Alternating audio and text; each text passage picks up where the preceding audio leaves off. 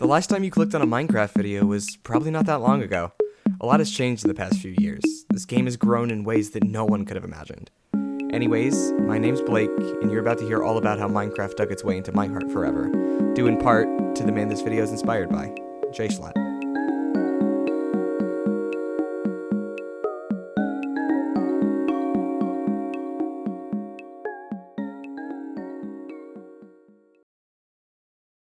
Minecraft was released on the App Store in October 2011, although it'd be a few months before I got my hands on it. That came during summer of 2012. 6-year-old me was out of town at my best friend's house, goofing off playing whatever made-up games we could think of, until he mentioned to me a game that I'd never heard of before. That game was Minecraft. Based on how enthusiastic he was, I was really excited to try it. I borrowed one of his family's iPads and immediately downloaded the game. The few hours following this might have been the most influential in my entire life. Me, my best friend, and his sister all flew around in creative mode making giant Christmas trees, yes, in the middle of summer.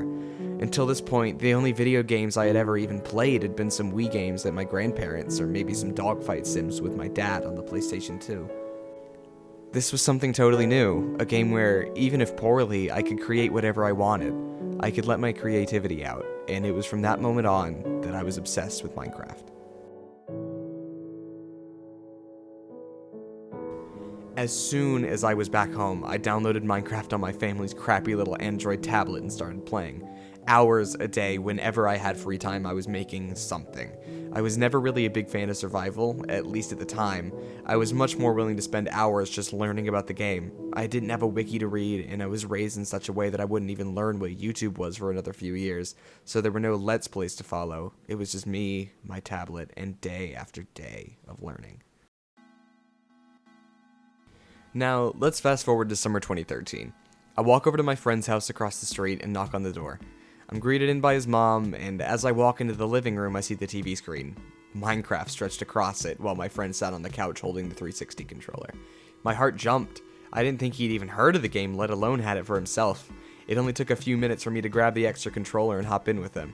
And then, we created something I'd never forget. And that was a world called Nasty.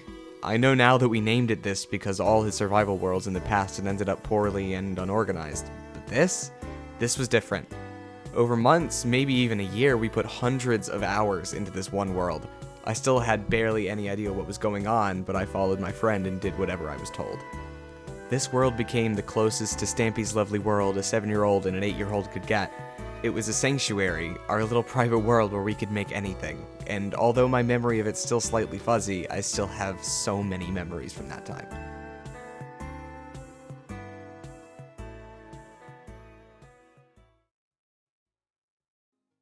It was around 2014 that I discovered Minecraft YouTubers, mainly popular MMOs at the time, and oh my lord was I hooked.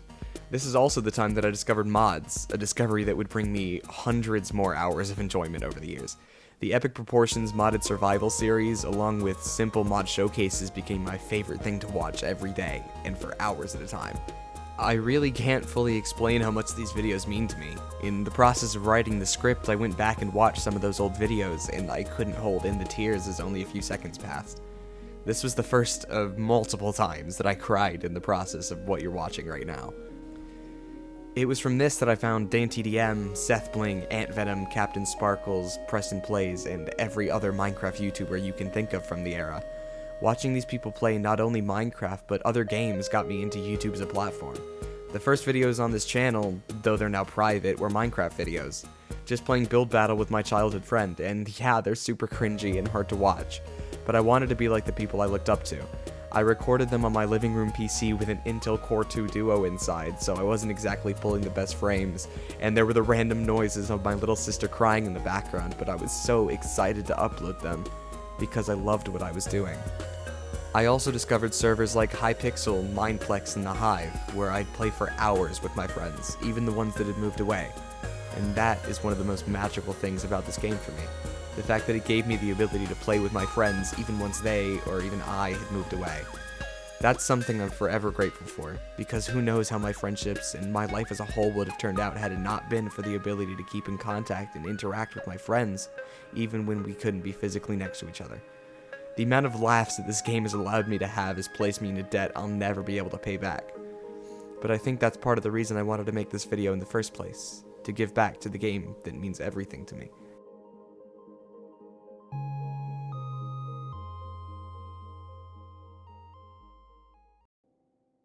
As the years went on, though, something felt like it was changing. A lot of the YouTubers I'd watched were moving away from the game, and even the ones who had kept with it had been making videos that felt repetitive.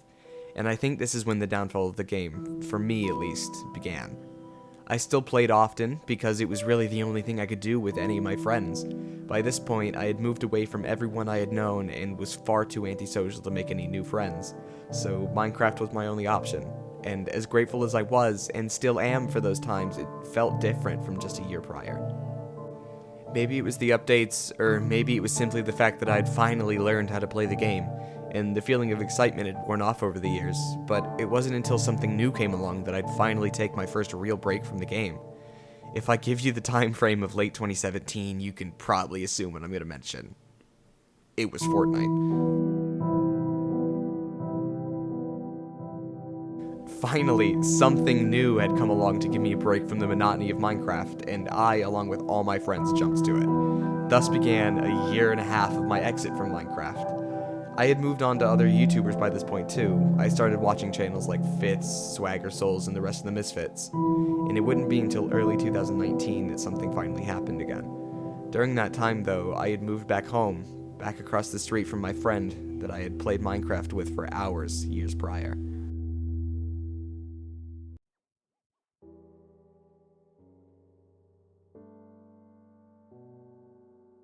And finally, what some of you have probably been waiting for me to mention was created. SMP Live. And I don't want to put this lightly, but SMP Live changed my life. Carson, C-Scoop, Travis, Jschlatt, Josh, Ted Nivison, Noah Hugbox, Charlie Slimesicle, and everyone else that was a part of SMP Live, I owe my life to. Watching these videos brought back the joy of Minecraft to me. Seeing friends play the game like this, just having genuine fun, brought back all those memories that I had locked away in my depression for the past few years. And as I began to come out of my rut, these guys are what kept me going. And not that any of you will ever see this, but to each and every one of the people that I mentioned above, thank you. You all made me laugh when everything was falling apart, and you continue to make me laugh to this day, even if your paths have split.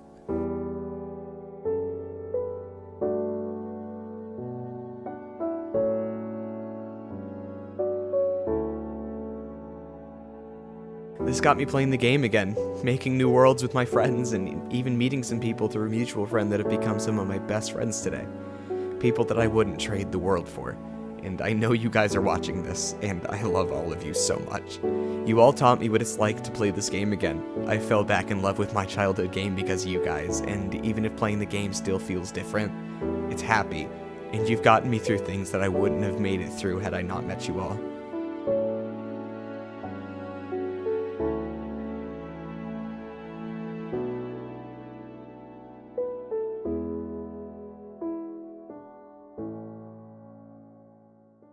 Now, I have one last thing I want to talk about, and I saved it for last because it's probably the most important thing to me now.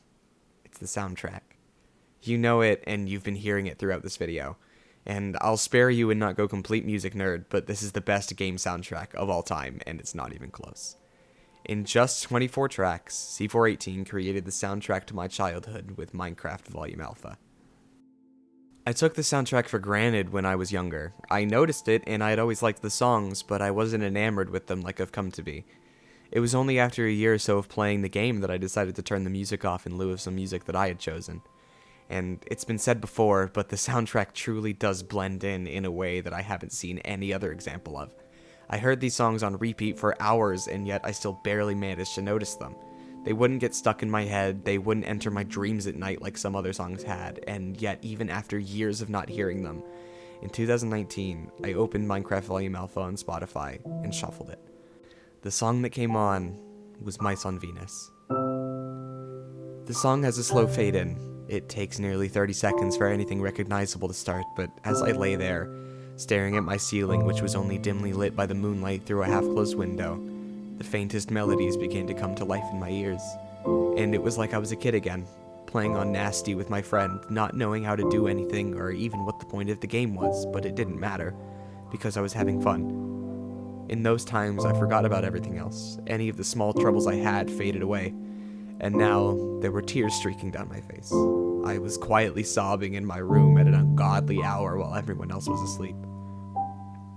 It felt like a part of myself that I had lost was just reawakened. I don't know if I was happy, sad, relieved, or what, but I was feeling something, and that hadn't happened in a long time. The childhood that had felt so far away was fresh in my mind again, and as sad as it is to be thinking that as a 13-year-old, I couldn't help myself. And here I am again, 16 years old, in front of my monitor writing the script, tears again falling from my eyes. Life hasn't gotten any easier. In fact, it's done the opposite, and I know it's only going to keep getting harder. I have a job now, but I also have more friends, more people to love life with, and more people to discuss memories of this silly little block game with.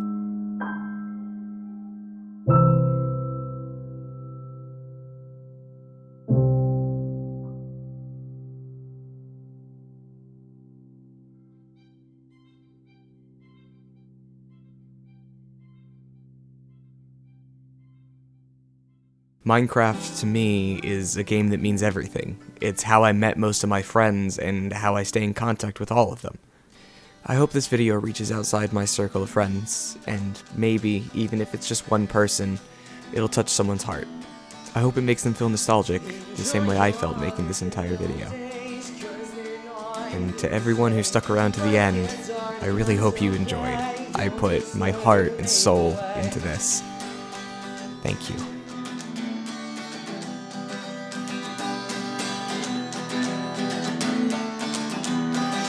Keep your friends close and the best ones closer. Don't be scared and lean on them.